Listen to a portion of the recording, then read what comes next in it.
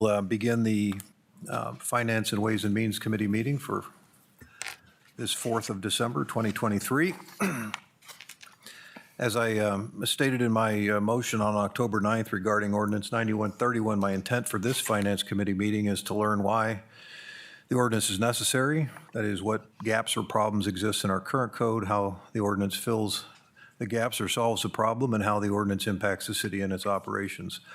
I also want to learn from the city attorney if and how this ordinance, if passed, will affect the ability of the city to negotiate and award contracts, and if there are any conflicts with state law, and if there are any other legal issues raised by the ordinance. To accomplish this, we will hear from the author of the ordinance, Councilmember Dennis, a representative from the city administration, and the city attorney. Council members will ask questions of the presenters, but there will be no public comment during this meeting. I'll now ask my fellow committee members if they have any opening comments. Mark?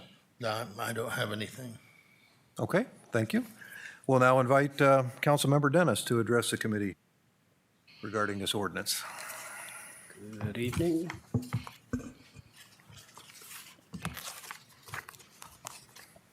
Kind of weird to be standing there instead of over here. Yeah.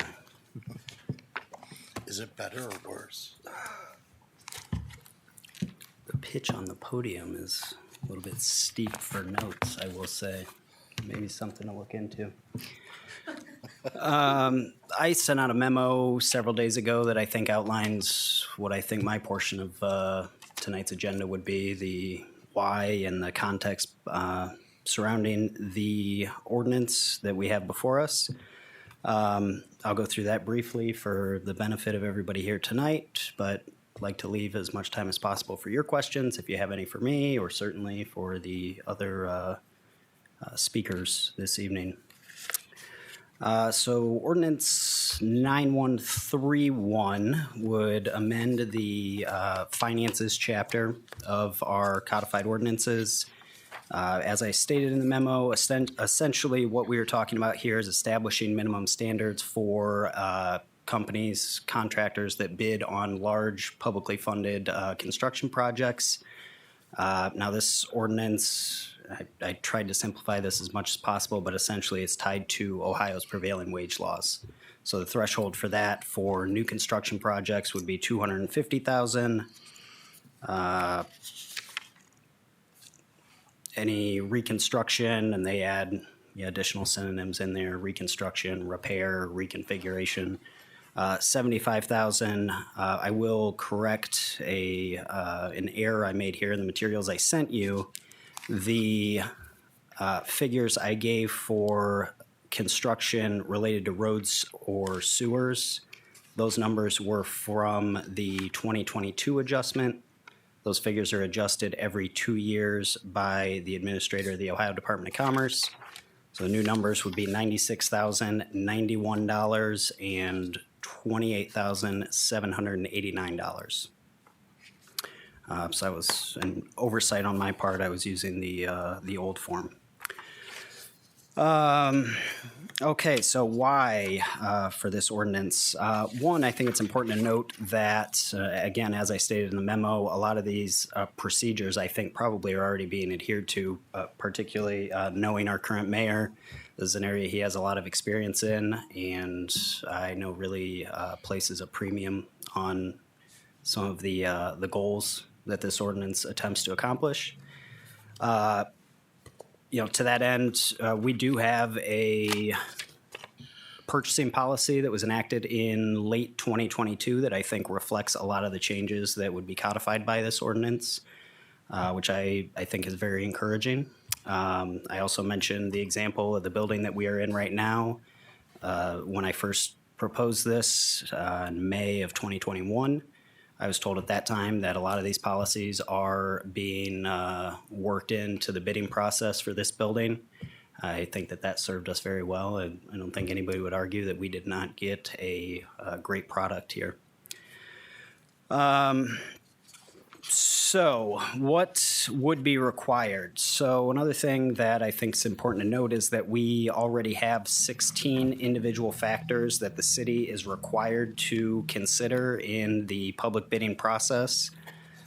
Those factors would be listed under 35.80. I also included them in my memo. So please reference that chapter. I think that that speaks not only to, well, I think it speaks primarily to the fact that there's nothing here that is outside of our ability to regulate. We already consider a number of factors. I view this really as adding several additional factors that we would consider, additional information that would need to be provided, which would allow us to select not only the lowest bid for a project, but the best and lowest bid for a project. So things that I think are worth considering in that process would be any pending OSHA violations, any recent violations of state, federal, local tax laws.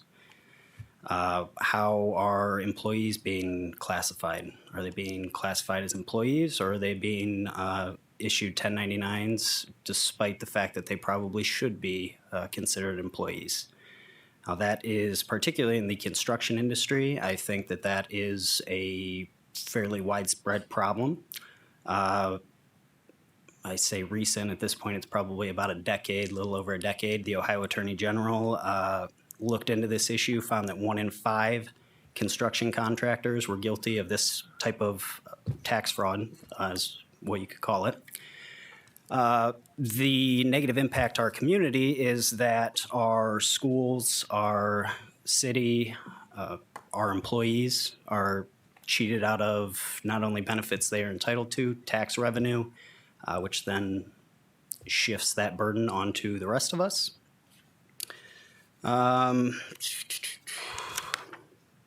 So I think that would be the gist of what we are attempting to accomplish here.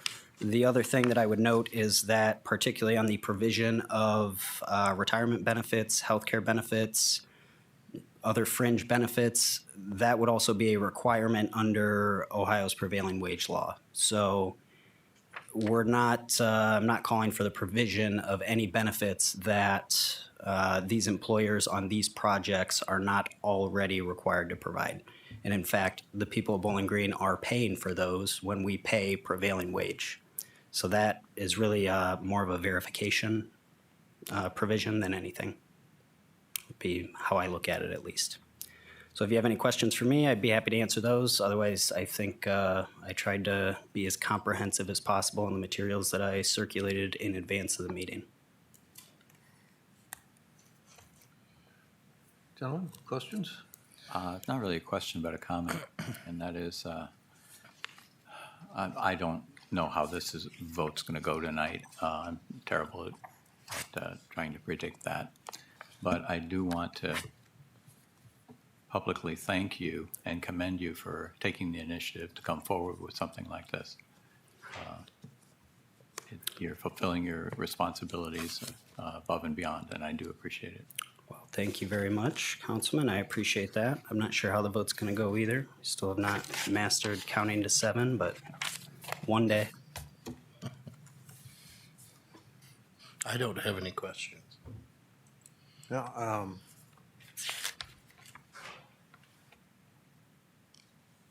yeah, I don't have any questions this time either. Let's see what we hear from the city. Thank you. Okay, thank you. If we have some later, is it okay if we? Yeah, absolutely. Are you I'm here all here night. until the meeting, right? So questions certainly could develop after we hear from our next two speakers. So we will now, I believe Brian O'Connell will represent the city and discuss impact on the city. Yes, sir. Thank you. I'm going to read from a statement, so just make sure I get all my thoughts put forward here. So the current method for selecting a contractor has worked well, I would say, and is easy to understand. The largest factor typically is cost of consideration, but we also do look at work history, references, bonding, and the other criteria allowed in 3580, the current ordinance. We've successfully contracted with local and regional and national contractors, construction companies, to provide quality services that meet the city's needs. There's no problem that we are aware of with the current contractor selection process. We've hired both union and non-union contractors to do work for the city. Both have successfully completed contracts per the specifications and contract requirements. I would say most large construction contracts that we enter into are already union shops or union companies. Prevailing wages are required on those larger projects, and they're also verified by our staff that the employees that are working on those projects are being paid at least the prevailing wage. In many cases, it's above the prevailing wage. We do have some concerns regarding the proposed ordinance. As stated before, we don't have any current problems or concerns with the way that contracts are currently awarded or selected. We do think additional restrictions or qualifications for acceptable bids could decrease the number of contractors that bid on a contract. Typically, fewer bidders, from my experience, means higher bid prices. We've also seen increasing prices due to inflation over the last few years, which causes price pressure on our budgets. The exact effect of the legislation on that item, though, is unknown. But it's likely that this criteria would not increase the number of bidders that would be qualified to submit a bid. It's also unknown if this ordinance would prevent smaller local contractors from submitting bids or being considered as subcontractors on projects, because it does go down to not just the prime contractor that we sign a contract with, but also their subs and potentially subcontractors of those subs. So some examples could be landscape companies, masonry companies, pavement marking, traffic control companies that are typically used as subcontractors on some of these larger projects. Unlike many cities that have passed this, we do have some divisions that have specialized equipment and processes such as the water treatment plant, the wastewater plant, and the electric division. Many cities don't have one of those three or even two of those three. And so keeping the pool of contractors as large as possible, we believe is better for the city, especially if there's specialized areas that those contractors are that they specialize in. So reducing the number of contractors that are available to work for the city does not seem to be in our best interest. The labor market is very competitive, as we've seen over the last couple of years. We hear from local employers how difficult it is to hire people. At the city, we have also experienced that situation, and we see a shortage of applications being submitted for our positions for almost every job we have posted. So restricting a contractor's labor pool would seem to make it more difficult for contractors to hire qualified people. Additionally, reducing the number of subcontractors that are eligible to work on a project would seem to affect cost and schedule in some way. Again, I don't have any proof of that, but that just seems to be my thoughts. Many of the requirements for documentation will result in creating public records that the city will need to maintain and provide upon a public records request. The city really has no need for that information or those required documents to ensure that a project is successful in the long term. So overall, it's unclear to us how the ordinance would improve the quality of the work being performed for the city. That concludes my statement unless you have questions. Thank you. Mark, any? Not at the moment, no. Bill? No, thank you for that statement.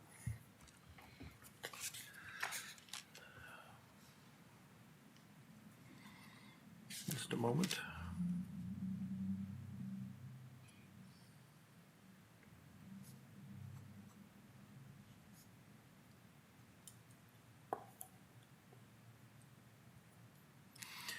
Okay. Well, and I'll ask the city attorney to make a few remarks regarding any impact that you see on the city's ability to negotiate and award contracts, or any conflicts or other issues raised by the ordinance. Thank you. I looked into this. I've had a lot of conversation with Councilman about this. If you're asking for my thoughts and comments, they're actually going to be relatively few. I'm about as ambivalent on this as it gets. As far as the legalities go, I don't think Councilman Dennis has misrepresented anything. I didn't find anything in his email or the attachments that seemed legally inaccurate. I'll tell counsel the same thing that I told him, which is the only thing that I would kind of wish with regards to this is that the Perrysburg version of this, which is more restrictive than ours by a lot, is relatively new. And I would just wish that we would give that some time to see if they have any legal issues with it, because if there is going to be a legal problem with it, it's going to start there. That's kind of my only opinion on it. I don't think we're running afoul of Ohio law in any way here. But I'm only speaking to the legalities here. I think the bigger issue, if there is one, and I don't know that there is, but if there were issues, I think they would be more on the administrative side like Brian was speaking to. That's pretty much all I have. Okay. Thank you for that. Any questions for the city attorney? Yeah, thank you, Hunter. And I don't know if this is a question for you or Lori or Brian. So whoever wants to chime in, feel free. Lori would love to answer it. In terms of the different criteria that we use to determine lowest and best, I assume that somebody submitting a bid would want to address each of those? Or when you get bid requests, if they have if there's a certain criteria that they may be silent on, and if that is the case, do you have to keep all of those records? In other words, sometimes I would guess, and I'm guessing, that some bids that are given they give some information that they wouldn't necessarily want the public to have. Do we run into that, or is that just simply not? There isn't anything sensitive on the list that we have. No, those are open records that are kept per our records retention policies. Okay, and so if there was, when you get a typical bid in, does the bid address, is there there's a format, or at least a structure to it. Do the bidders address every one of those different requirements, or do they leave some of them blank? There's things in there for, again, past projects that they've completed that are similar to, scope and nature of what we're asking them to complete. There could be, there's bonding requirements that are listed in there as well. They have to submit a bid bond. If they don't submit a bid bond, then we don't consider their bid. Right. Also, obviously, the bid form, the price is filled out, and that's what we, usually select or look at first. That's how we get down to obviously the lowest bid, but many times it's looking at references and past work history for the city. I mean, some of these things that are listed in 3580 wouldn't really apply to every contract that is put out for bid. But typically the bid form that we have them complete is filled out, and we use that as a reference to selecting that contractor. And when the contractor puts the bid in, do they have to also provide information for all the subcontractors and subcontractors at that point? They will list who their likely subcontractors are, and what scope of work that they will be performing. In some cases where we have loans from the EPA or there's grant dollars included, then there could be other restrictions or other criteria, such as minority business or women businesses that have to, a certain percentage of threshold has to be done by those businesses as subcontractors on the project.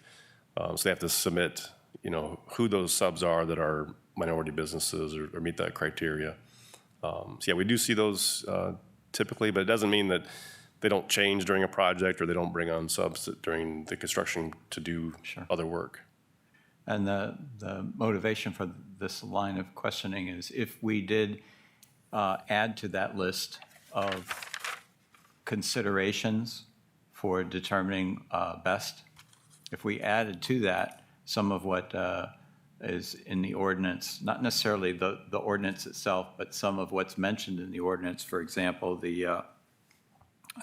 whether they have retirement and health benefits and pension, as something to list that can be considered. it wouldn't prohibit anyone, but it would be a legal document that allows the city to consider those in determining best.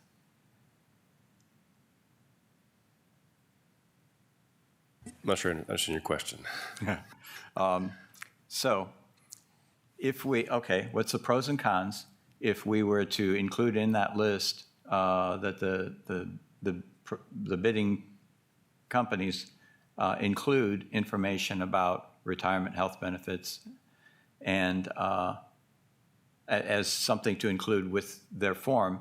And then since it would be on that list, it would be something that the city could consider in doing. It wouldn't be a requirement, but it would be a consideration for determining best. As I read the ordinance, it appears that it requires them to offer some retirement benefits and healthcare benefits. It doesn't have a limitation on what that means. So does that mean they put $1 into a savings account and say that's that's an extreme example, I understand. But it doesn't list out the criteria that we would use to say, well, this contractor is better because they have a better retirement plan. I don't know that I'm qualified really to look at different retirement plans or medical plans that are offered by contractors and say this one, we should pick this company because they have a better, health insurance program for their employees versus somebody else. I wouldn't be able to make that determination. So I'm not sure how that part of the ordinance would be considered, other than the fact just to say they have something. Okay, but the key there is going from requirement to something that can be considered.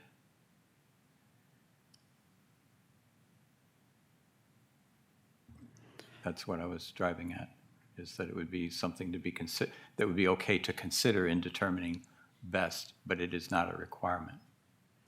And what you're saying is that if it is something to be considered and the bidder put that in there somehow, that they could say, yes, they have a retirement program, but you'd be opening up a considerable bit more work to try and determine the scope of that and trying to figure out whether that would be something that would differentiate the best bidder.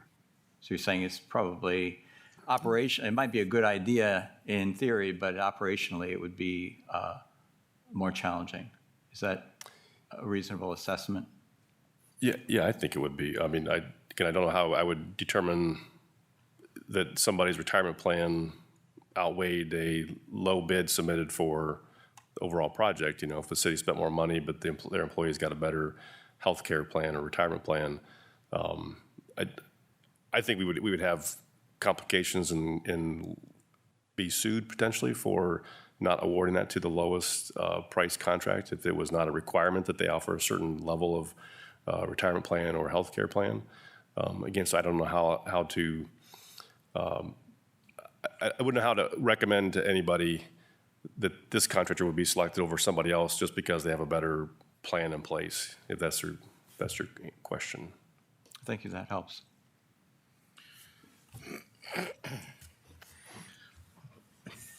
Could I ask a question from Jeff? Sure. I do not review bids usually or submit bids usually. There seems to be some question about some of the information that we're adding as a requirement and,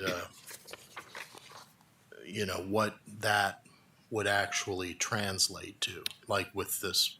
Do you have a pension program or something? Sure. So within the same section of the Ohio Revised Code that I cite directly in this ordinance, prevailing wage is defined as including fringe benefits. So I mentioned this in my memo. We are not requiring anybody to provide any additional benefits that they are not already requiring on these projects.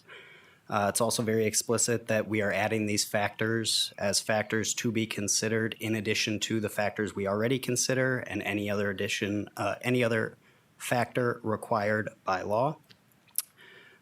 So nothing here would be dispositive on the bid process. You don't tell me how many OSHA violations you have outstanding right now. We're not going to award a contract to you. That's not what this does.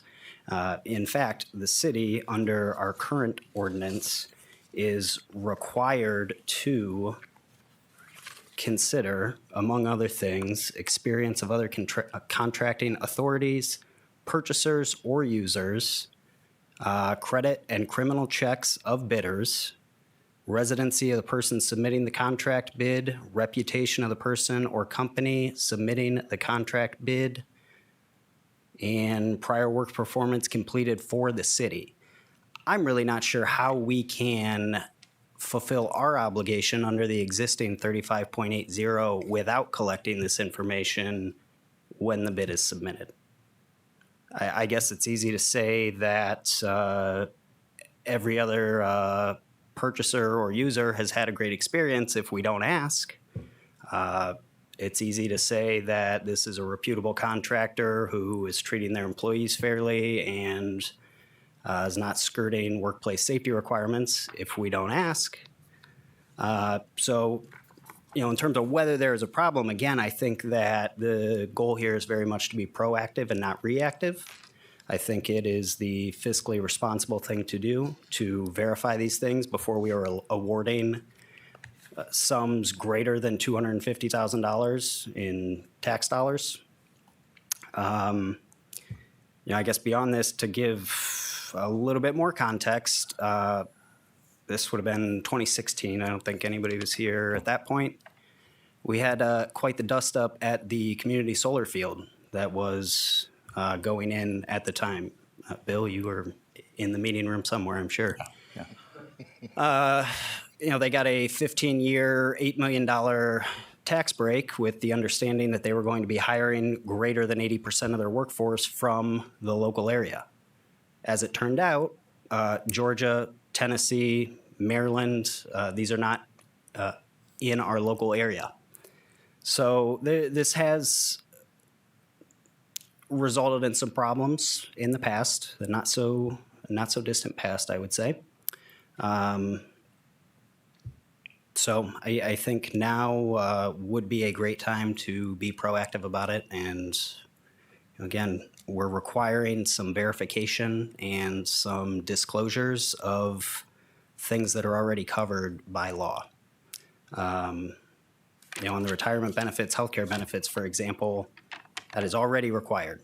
What we are doing is adding a provision that would require them to submit to the city that they are meeting their obligations under those laws, with the additional penalty that if we catch them lying to us, they would be debarred for a period of 3 years from city contracts. That would be in addition to the state penalty, which I believe is up to 100% of the unpaid wages plus the unpaid wages. Did that answer your question? It helps. Can we add something? Yeah. So the AMP contract that Councilman Dennis referred to, that was not a city contract. That was a contract that was let by AMP, and the city did not contract for that work. There was issues with prevailing wage initially. We were told they were going to be paying prevailing wage, found out that they were not. When we went and spoke with AMP about that, they did go back and correct that wage issue with the contractor, and then had an audit verifying that the prevailing wages were paid to those workers going forward. There was talk about local labor being used in that, and again, that was an audit process that was followed to verify the labor was in a certain area. But again, that was not a city contract where we had any real oversight or authority to, where this ordinance would not have affected that at all.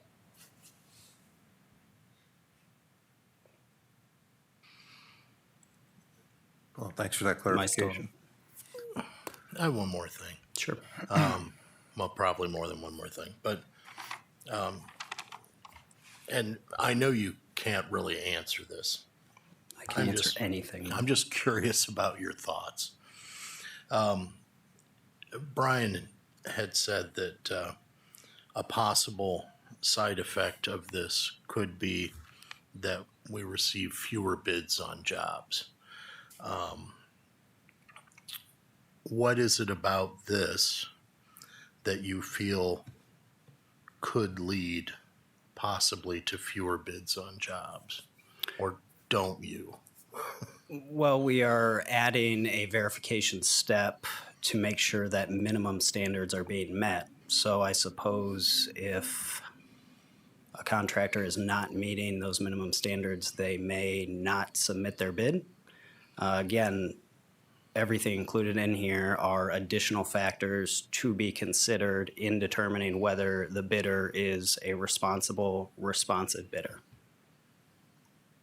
So, yeah, I would also lean on the empirical research that suggests that there is no upward impact on pricing. If you'd like to see what I think is probably close to the gold standard on responsible bid policy, you can take a look at BGSU's policy. They've got 18 or 20 necessary documents listed on their website for any type of project you can imagine. I don't know if that's a requirement as a public university, very well could be, but they've got a nice extensive document that you can review to really see what is possible in this space. I think if you do that, you will find that this is very much a step in the right direction, but not a large step.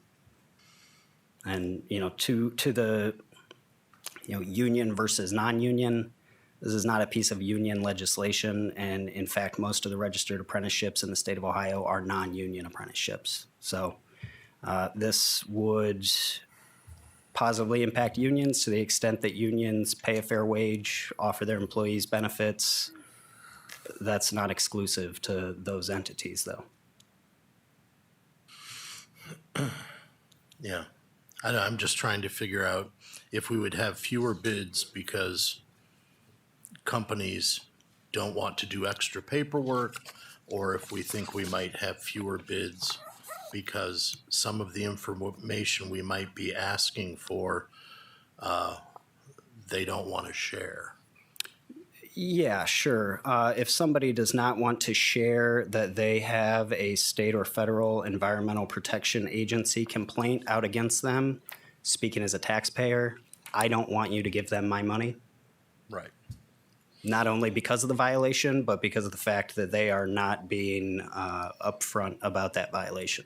Or OSHA violations. Or Sure, right, and that'd be the 15 different factors listed under F. Those are just disclosures. So keeping that in mind, an EPA violation does not prevent somebody from bidding, a company from bidding on one of these projects. What it does is provide the city with the information which the city is required to verify anyways, as part of the bid determination process that we've had on the books since 1982. So analogously, you're saying that the added requirements that you would be having in this legislation would be similar to the existing requirement of OSHA violations? Well, OSHA violations would be one of the required disclosures in here. I'm not sure I understood your question. Yeah, I guess I was concentrating on other aspects of your legislation.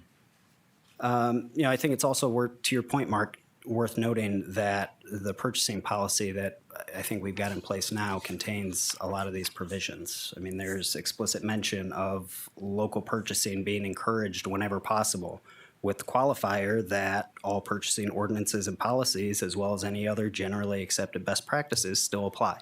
So what this would be doing is moving that threshold for ordinances and policies that still apply, and giving more discretion in the bid selection process, while, yes, requiring more transparency on the part of bidders for projects that I think could be fairly considered major construction projects, relatively large construction projects.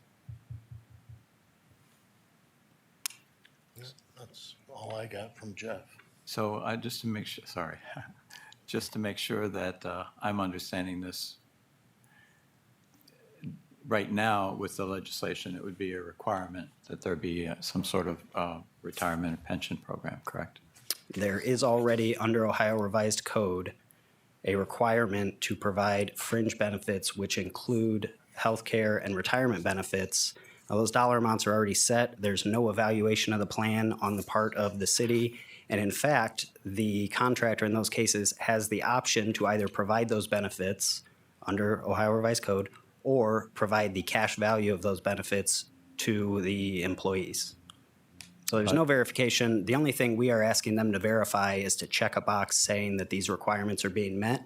And if we find out they are not, then there is the additional penalty.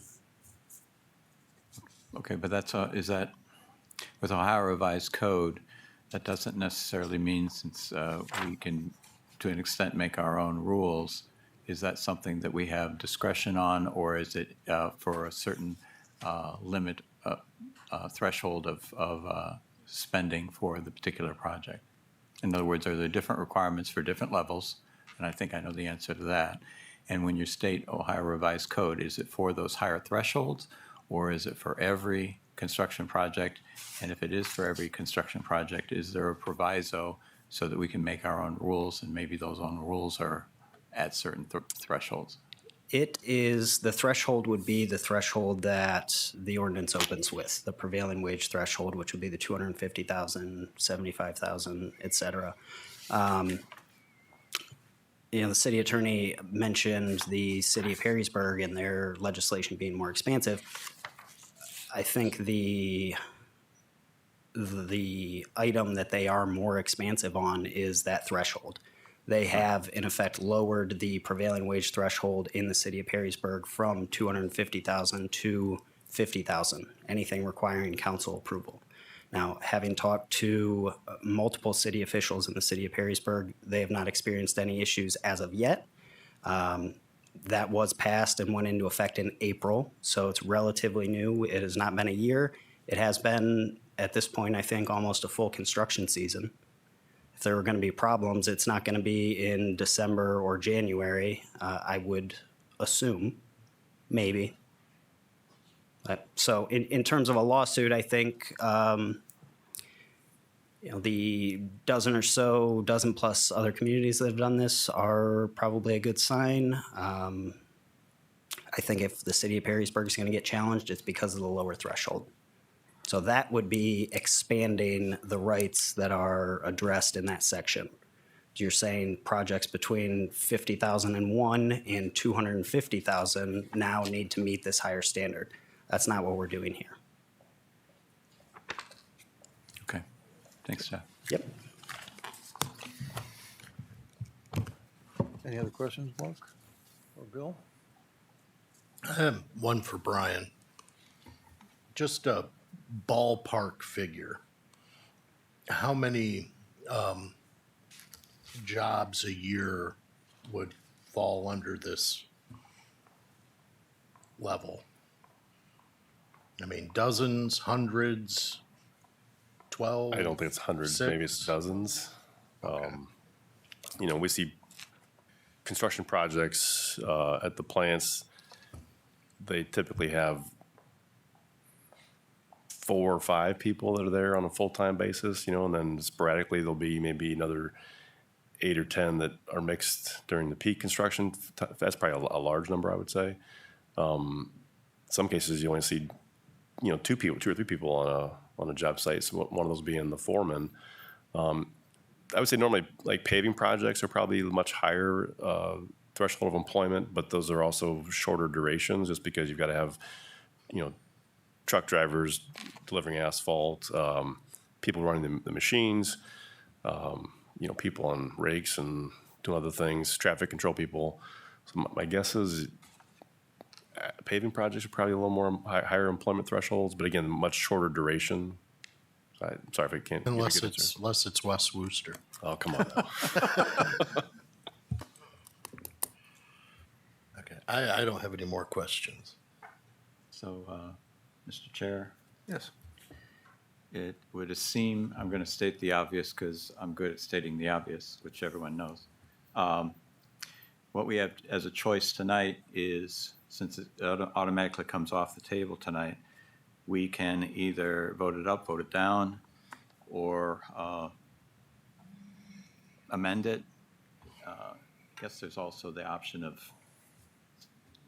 leaving it indefinitely or whatever. But, so what we have as decisions is not to table it again, but to vote it up or down or make amendments.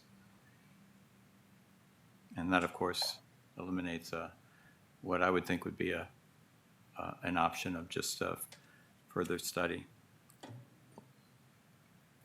Well, I do think that as a committee, I think we owe the full council a recommendation one way or the other. I'd be willing to entertain a motion to make such a recommendation. Well, we can do that. I've seen committee meetings where they talk about legislation and then don't make a recommendation. So I guess that's an option as well.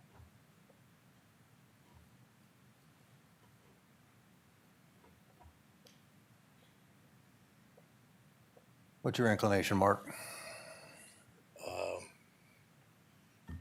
I can make a motion to not make a recommendation and just allow council members to evaluate it on their own on its merits. Or if we don't have a second to that, that's in effect what happens if we don't have any motion. That's the brilliance of it. Yeah, I know. Or I could make a motion to adjourn. Well, I'm sensing you prefer to stay non-committal for at least another 20, 25 minutes. Well, considering this will be on the agenda here shortly at the full council meeting, I guess we can move forward with that. I won't push the issue. Any other thing to say before we close? Well, thank you. I appreciate the comments from everyone who spoke tonight. I think it shed a great deal of light on the issue, and will make the entire council more informed when it's time to vote. And with that, I'll close this committee meeting. Thank you.